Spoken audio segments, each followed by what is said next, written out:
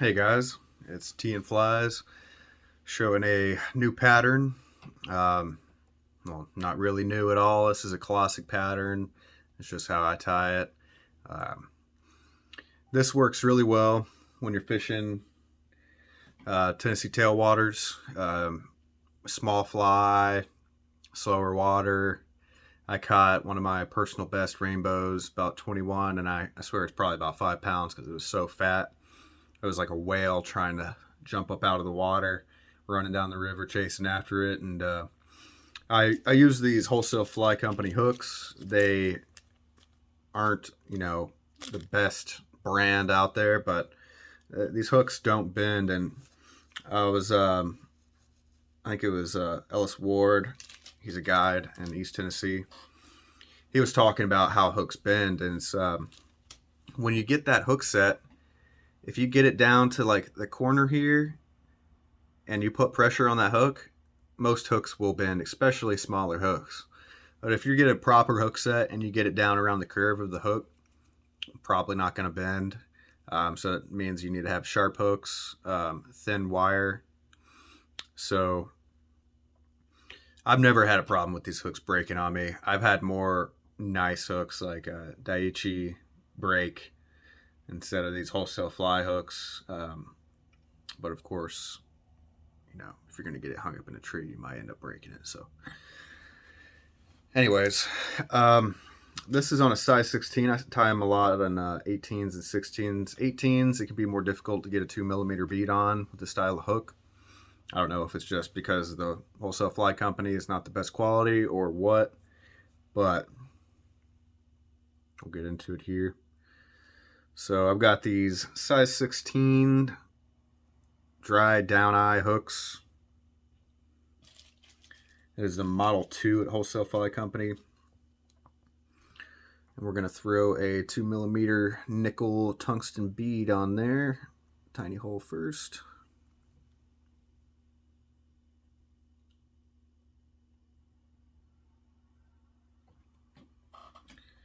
And I'm tying this using 18-aught Simplify clear wax and black. Oh, actually, I just saw that in front of me. Got some brownish, copperish thread here. This is, Amazon special. Nothing fancy here. I tie way too many to get that fancy stuff, and it's already hurting my bank account. So we're just going to be tying on the thread. You want to keep the body a little low. I mean, this is like, I think it's like a 6-aught thread, so it's not skinny by any means. But we're just going to be taking some pheasant tail.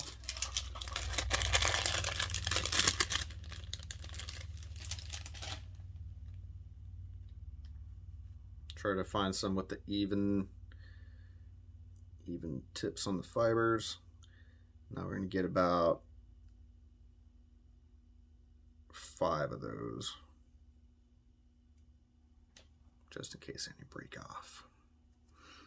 Which this will be the weakest point of the fly, is these tail fibers.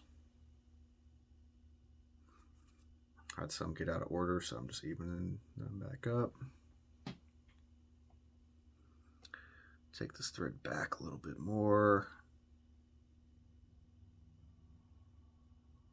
We're going to get that a couple wraps just to keep it secure. Make sure they're positioned on the top of the hook. And pull them back until we just have a little bit poking out there at the end. Looks like we had one broken fiber. Discard that. That's just another reason to maybe grab more than you think you might need when tying in the fibers, especially if you get cheap materials like I do. So next, we're going to be coming in with some real fine copper wire.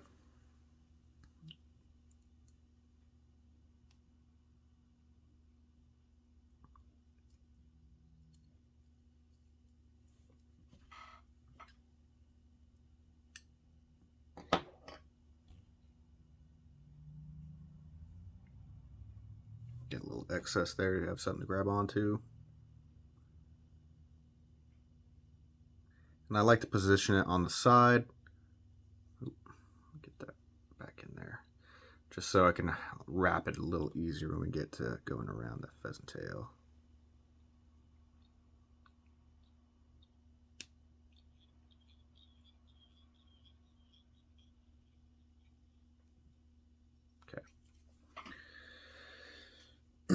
So you might want to put a little bit of super glue on there just to keep it all together. It's going to be a tiny little fly, tiny little pheasant tail fibers. Don't too thick away. Super glue is always good as long as you don't overdo it. Put a little dabble of that there.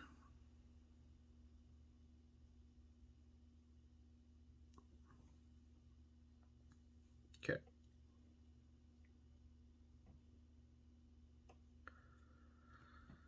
I don't want to get my thread wrapped up all in that super glue, so I'm just going to do this by hand.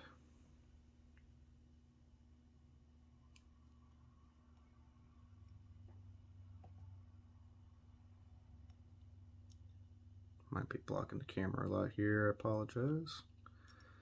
But it's just going to be wrapping. And we're not going to be going all the way up, but you'll see.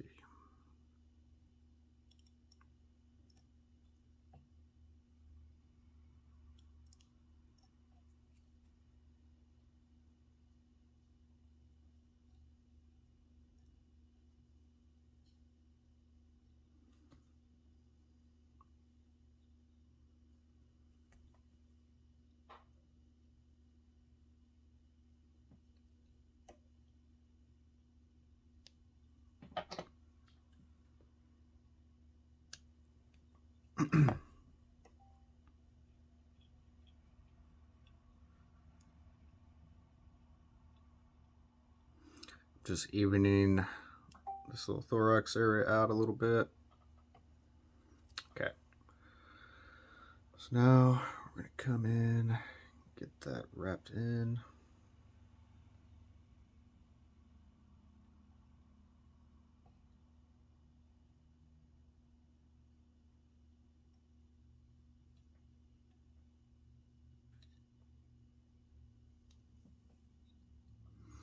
Get that flash and keep our fibers secured.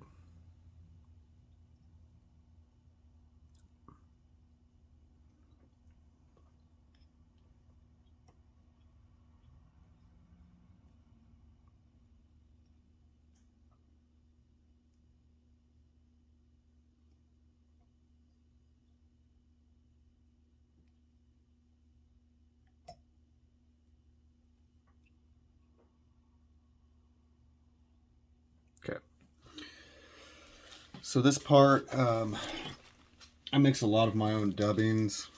I don't know if I do it great, but I bought so many cheap dubbings over my time of fly tying. I have so much to work with. So this is a mix of like a brown, an olive, a red, polyester dubbing with different kinds of ice dub.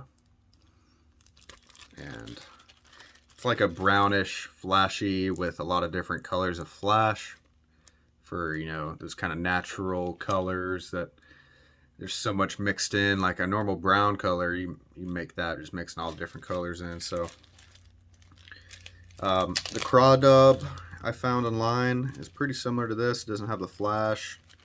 The flash isn't quite necessary and sometimes might hurt you more than it helps. So that's something to look for if you don't want to mix your own brownish dubbing to match this pheasant tail flashiness with the wire as well. I don't know if I'll need all of this dubbing here, but we're going to put that on. I think it looks pretty decent.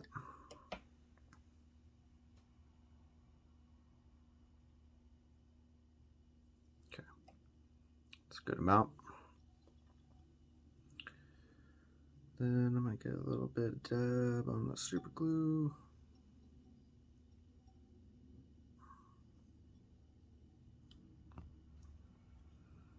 And Run our cinder up to the whip finish.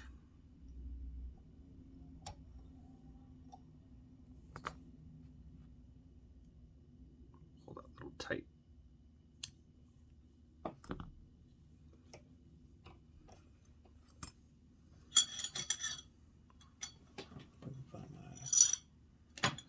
Make sure. There we go. Oh, Velcro.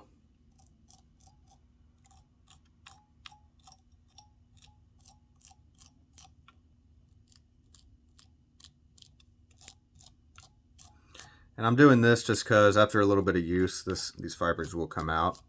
So I am preemptively getting them out to trim.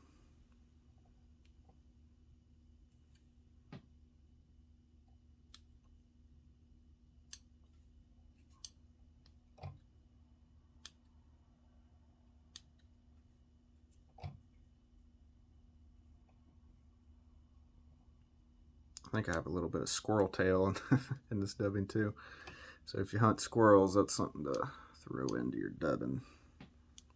It gives a good texture to it. I like it on my Waltz worm dubbing.